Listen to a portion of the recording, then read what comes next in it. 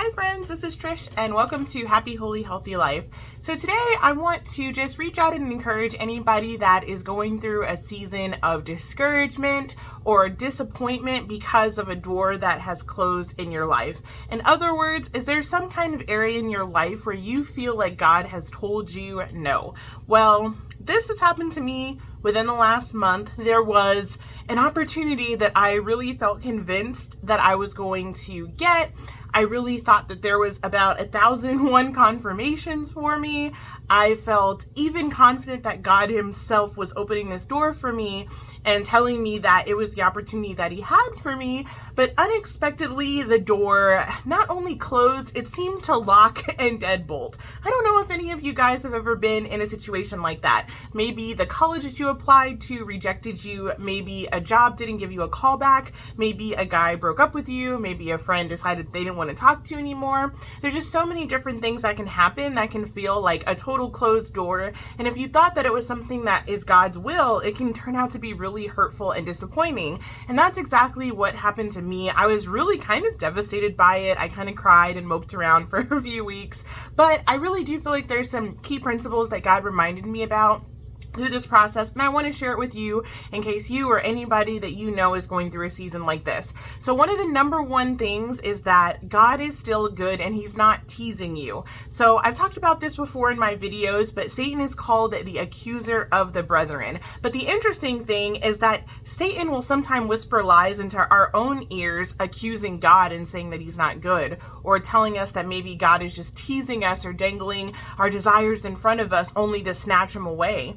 And that's kind of a weird lie that I've struggled with in the past. There has been so many things in my life that looked like it was going great, and then boom, it feels like the other shoe drops. Or there's been so many times where I really thought that God was doing something new in my life, and then crazy things happen that seem to bring about the opposite that I was hoping for. So sometimes if we don't check our hearts, we can start to believe bad things about God and believe that maybe he doesn't care about us, or maybe for whatever weird reason that he's just playing some kind of game with us. But that's not true. I just want to encourage you guys.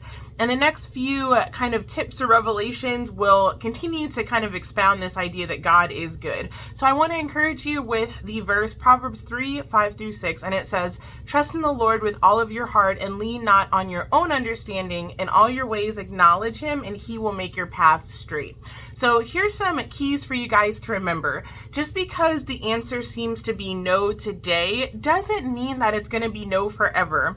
And in my particular circumstance that maybe I'll make a video about later, I had two separate people tell me this. Two separate people said, you know what, just because the door is closed now doesn't mean that it'll always be closed. So whatever your situation is, I don't want you on the one hand to kind of obsess about it and think, oh, well, it's not working out today, maybe it'll work out tomorrow. You don't want to torture yourself with it. But at the same time, don't completely give up hope if there's some kind of closed door in your life. Maybe God is just saying the timing is not right now, but maybe the timing will be later. You never know.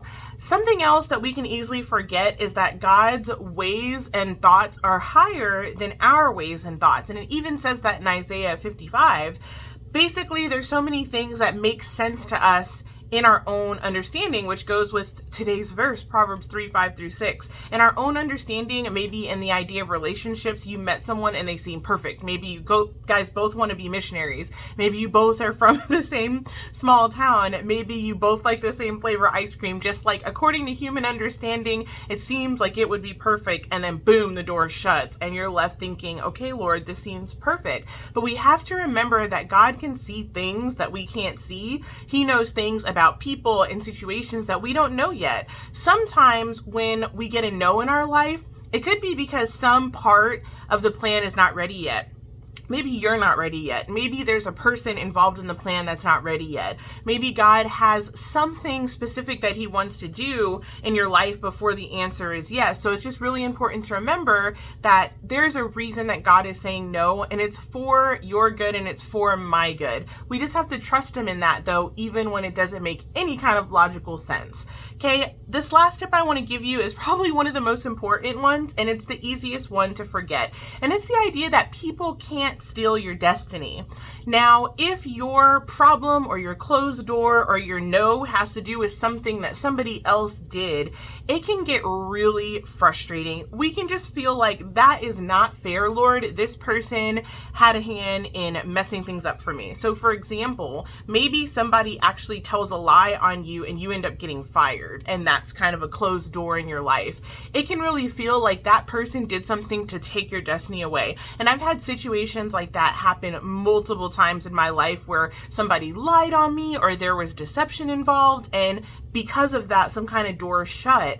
But even with that, we have to remember, just like Joseph in the book of Genesis, his brothers threw him in a pit. He got sold into slavery. He was lied on by Potiphar's wife. He was imprisoned.